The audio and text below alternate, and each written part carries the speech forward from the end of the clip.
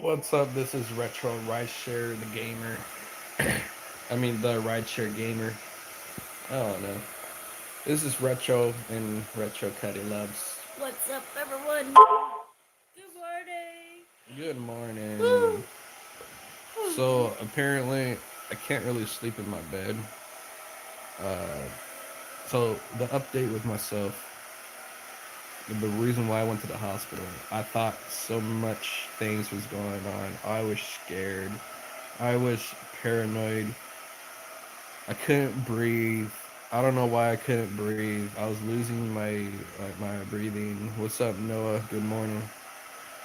And so that's the main thing. I was scared. And I was telling my mother. I'm telling Courtney. I'm like, you know, this is not right. I'm not supposed to be feeling this way. I'm seriously worried. There's a limit for everybody. How you feel on a certain level. Like unpain.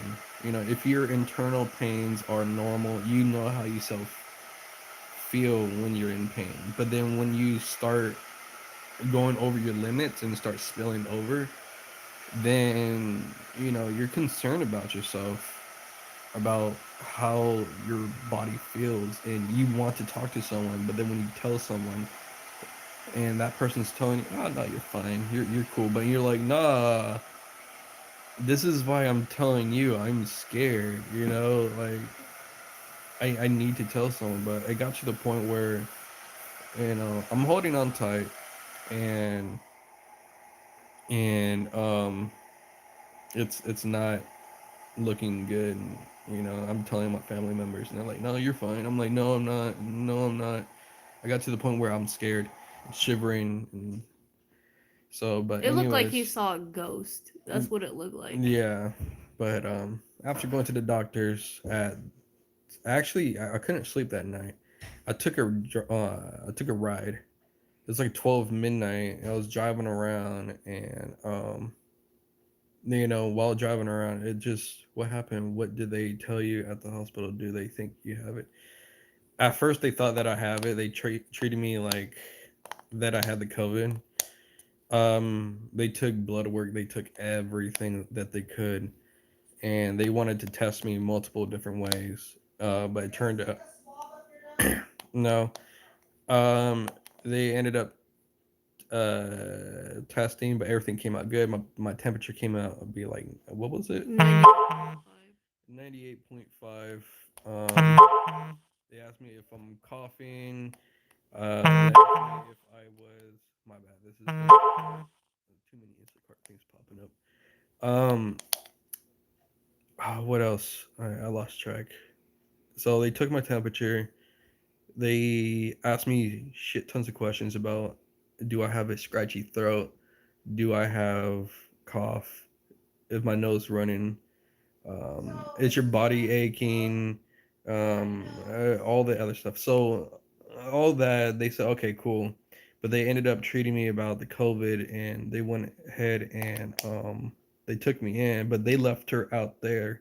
Yeah, I can By go. law, she can't come in there and sit Yeah. with me. Yep. They even told me, if you're on your deathbed and you are dying, none of your family members could stand around the table. Around the bed and support you and say their goodbyes or anything. They can't even do that. And if they were to do it over FaceTime or over video, then it's only it's only if the nurses or anyone that's available that has a phone or whatever to say your goodbyes over, like how we're doing this right now with live stream.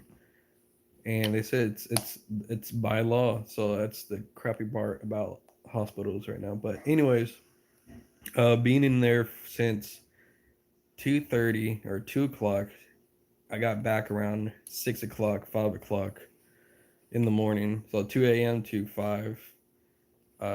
They're just taking tests on me, blood test. They took what was that X-ray thing called? EKG.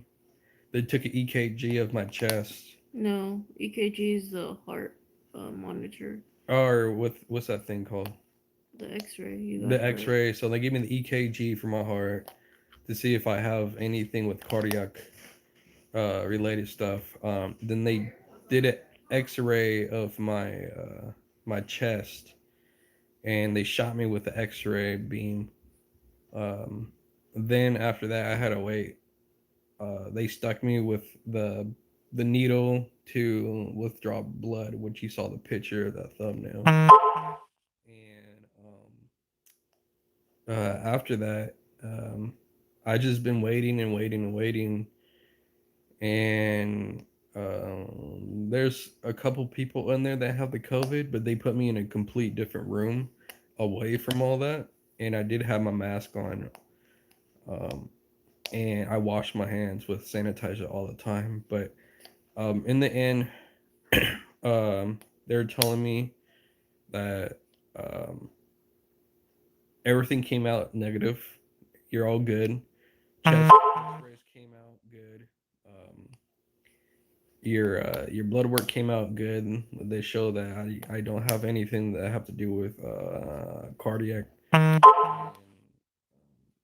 so I told him, I'm like, so what do you think that the chest pains are like? What do you think my shortness of breath? He said to me that if I worked out, and well, this is the beginning. He told me if I worked out a lot, like, do you work out? Do you do fitness? I was like, yeah, I'm doing this 365-day fitness, and for it's for you. He's like, why are you doing that?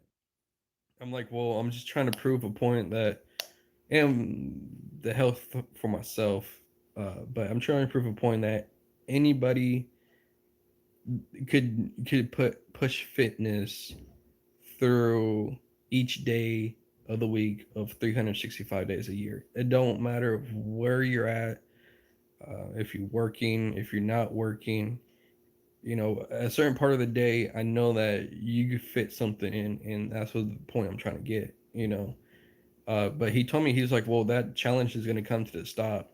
You know, because you're doing that, you have possibly sprained your chest muscles, and you know your muscles go through your rib cage, and they go through, um, and it's swollen, and because it's swollen, it's going through your rib cage, and pretty much, let's say this is the muscle, this inhaler right here is the muscles, and it's so swollen that it's pushing through my rib cages and pushing up against my lungs, and it's so swollen, and that's why when you try to breathe, you can't really breathe as much because it's too swollen. It's pushing up against your lungs, and that's why you have a hard time breathing. And And after that's why his heart kind of, well, I don't know. no, but he said everything's good. So I'm like, after he told me everything's good, I thought I was dying. I thought I have cancer. I thought I have COVID, but mostly cancer because all the smoking that I did back then. Yeah. Um, but he made, yeah, It dude. is a huge That relief. was a huge relief. After he told me you're not dying, dude. You don't got cancer. You don't got any of that. You're fine. You're okay. He's like, I'm happy that you stopped smoking. That's a good thing. You know, he's like, what do you smoke? I'm like, weed. Number one, that's for sure weed. I did that since eighth grade. I'm 26 now, so I did that all the way up to 26 years old, like in the beginning of this year, and then I stopped. This is 4 months in, stopping smoking. But then I ended up start smoking cigarettes a little bit here and there, and start sprinkling it. I told him a hell of a big ass story about the combination. I told him, but I'm stopping. I stopped together. I feel great. I just I'm concerned about myself and how I feel, and I thought it was because of stopping smoking, and my lungs are fucking up, and I was scared. You know, I don't really want to figure that stuff out, but that's pretty much the story. You know, it's everything's retro's gonna live on. No COVID. I'm good. No tumors. no tumors. Uh, That's I a relief. am. I want. Once I saw him, I was running to him. He was like, "Don't hug me." Over there, I'm like, "Oh man, I wanted to hug you." Yeah. So the phones I got. 7%. So I'm gonna cut this thing. Bolt, go ahead and rewatch this video. You're able to do that, but the phone's about to die, and I just want to give you guys an update. I want to let you guys know I'm all right because I haven't feed you guys any information yesterday. So thank you for watching. See you guys later. Rock on.